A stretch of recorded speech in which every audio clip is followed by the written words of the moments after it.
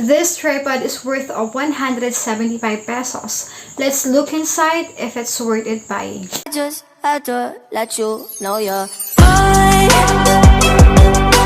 Hands on your body, I just gotta say.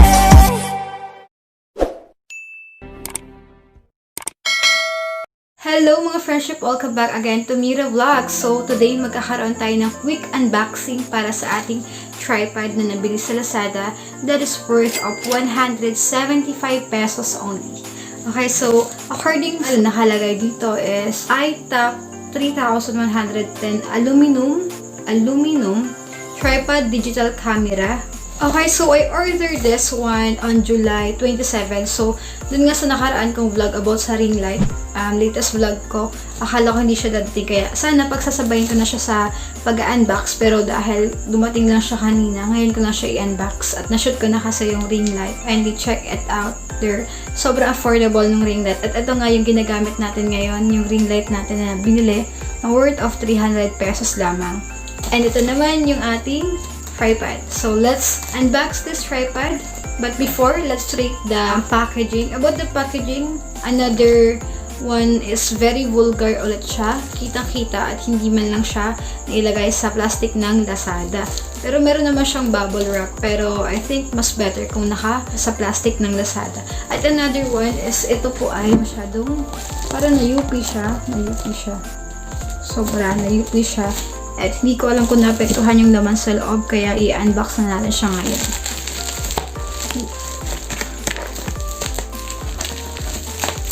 So, bale, ito pong ating nabili na tripod is aluminum siya.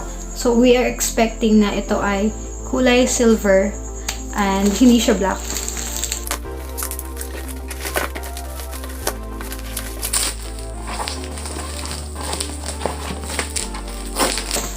Okay, so yan, nakita niyo po na may parang UP siya. May UP din dito. Kaya para sa akin sa packaging is 5 out of 10. Tapos sa delivery, it took almost 1 week lang naman. At buti na lang hindi siya umabot sa, na-ship na siya before mag-ECQ sa Manila. Kaya for that, I have 8 out of 10. I think this is very disgusting para sa mga magiging customer. Kasi sobrang yung kanyang carton. Pero anyways, mas importante yung laman. Kaya, let's look inside. Okay, so ito. Oh my gosh. So, I got here this one and this one. Na feeling ko very fragile siya at parang hindi siya mahuna siya. Magaan. Okay, so, ito po yun. Ito, medyo may mga UP siya. Siguro sa paghahagis-hagis na. Which is, hindi siya maganda para sa mga ganitong gamit. Lalo na kasi aluminum siya. Medyo manipis siya at pakiramdam ko medyo madali siyang mabali. Kapag hinayaan natin or hindi masyadong maganda ang pagkakagamit natin agad. So, ganito yung itsura niya. Ganyan. Worth the price. Kompleto naman siya at ganito lang yung gamit natin dito. Parang yung tripod lang. So today, I'm just using my chair para paglagyan ng aking tripod. Kasi, 'di ba, kailangan elevated.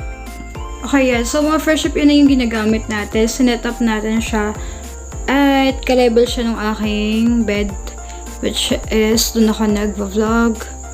Ayan. So, feeling ko kaya niya namang madala. So, kanina bumabagsak siya, pero okay na siya ngayon. Kasi may mga ano lang to eh. May mga sineset up lang dito na kaunti. Kung paano pihitan siya, ganun. So, yeah, mga friendship, we are using the tripod already. At ang masasabi ko lang po, nakadepende po sa inyo kung bibili po kayo ng ganitong klase na aluminum na, which is, yung kahunaan niya, talagang mararamdaman nyo. Kailangan lang ingatan sa paggamit kung tatagal talaga siya sa pag-iingat lang.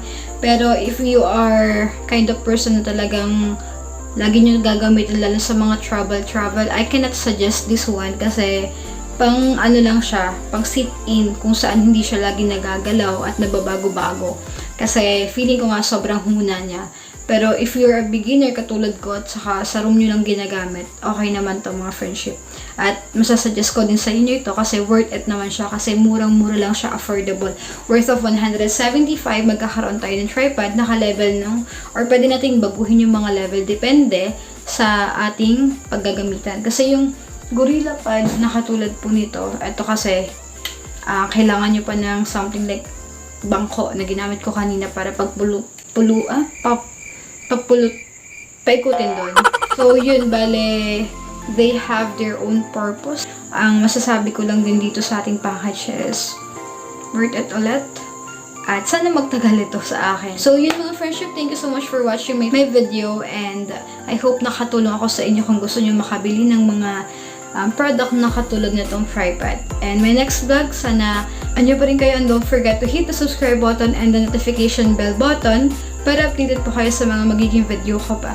And thank you so much for watching. Bye! Bye-bye!